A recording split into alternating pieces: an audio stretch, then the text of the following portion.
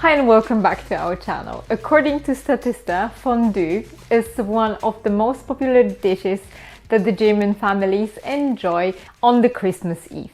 You wonder why?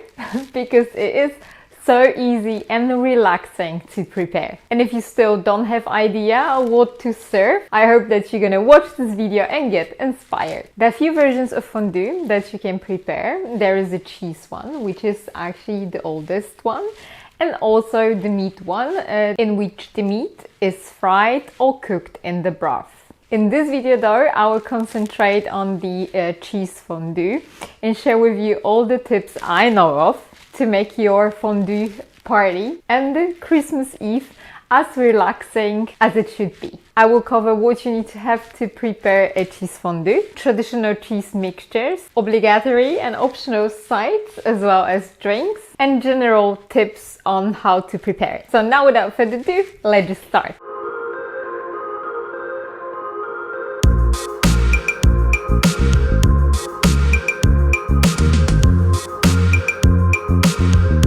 The most traditional fondue set is for sure the ceramic pot with the burner stove. When you use this one for your cheese fondue, you're also gonna need a spirit that you put in the burner to create the flame. You can regulate the intensity of the flame by closing and opening the burner with the lid.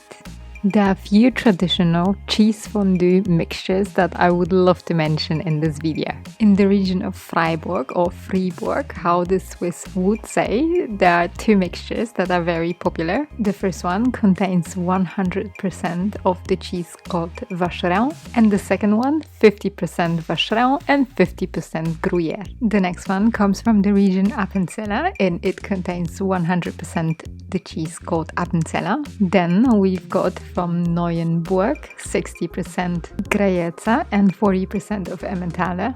Then we've got fondue that comes from Franche-Comté, which is the French region, and it's made with 100% of Comté cheese. Also popular is the fondue that comes from other French region, which is called Savoy or Savoie, and this one is made usually from 1/3 of Emmentaler, 1/3 of Beaufort, and 1/3 of Comté. The next one is from the region of Wallis and it contains 50% vacherin, 25% Gruyere, and 25% raclette. And the last one that I'm going to mention is very popular in the center of Switzerland and it's made with 1/3 of Gruyere, 1/3 of Emmentaler, and 1/3 of Sprienz. Don't worry, I will put the link to those mixtures in the description box down below. We love eating our cheese fondue with hard-boiled potatoes. And if you also want to prepare some for your fondue party, I would like to encourage you to start preparing those first. The next step would be to prepare the rest of the ingredients, peeling the garlic cloth with which we will rub the ceramic fondue pot from inside. Then we will also need a dry white wine that we're gonna mix with a starch, and of course French or Swiss cheeses. We made our fondue from Gruyere and Emmentaler because those were the cheeses that we could find here in Germany. It is always good to freshly grate the cheese before preparing the cheese fondue. To use fresh ingredients is always better. I hope you agree with me on this. We also like preparing our cheese fondue with cherry spirit.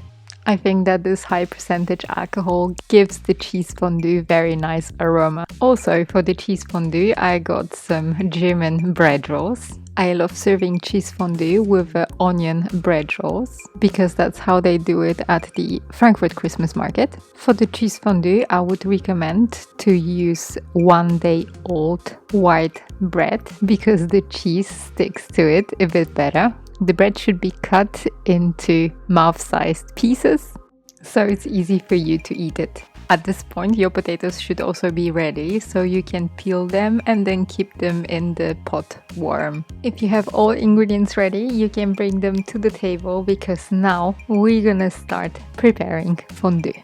So I guess at this point you wonder what drinks go well with such a heavy meal. Very popular would be to serve it with a white wine that you used in the fondue. But if you have problems with digestion, I would like to encourage you to go for non-alcoholic drinks, because fondue mixed with wine takes at least 9 hours to digest. The best choice for people with a bad digestion is for sure a black tea. Or if you want to avoid the caffeine in the evening, you might also have a mint tea. If you go for a tea instead of the wine, the digestion length go down to 6 hours. So we're gonna start by rubbing the ceramic fondue pot with a garlic from inside. The rest of the garlic you can put through the garlic grinder and add it to the pot. Then you can heat the fondue. At first you can use the high heat and then switch to medium. Now is the time to add very quickly the wine and the starch and wait until starch dissolves. Then you can add the cheese and allow it to melt slowly. You need to be patient with it because that might take up to 10-15 minutes. As soon as your mixture gets smooth, the cheese fondue is ready to be eaten. So grab your fork and a piece of bread and try it. Sometimes if you are using the different cheeses, the ingredients won't combine as well as you wished. In this case, you need to mix in a little bit of cornstarch and a little of white wine or the lemon juice. Then increase the heat and stir until the ingredients combine. When the cheese fondue is too thick, you might want to increase the heat and add a little more white wine to the cheese and stir. Cheese fondue is too thin. It needs a little bit more cornstarch with wine or cherry spirit. So you need to add this mixture and keep on stirring. The fondue should get thicker in few minutes. So now you know exactly how to prepare the cheese fondue. The exact recipe you're gonna find in the description box down below, where I included the link to my blog. By the time this video goes online, we will be a group of 10,000 people who enjoy eating German food and love German tradition. And this is for me a dream that came true.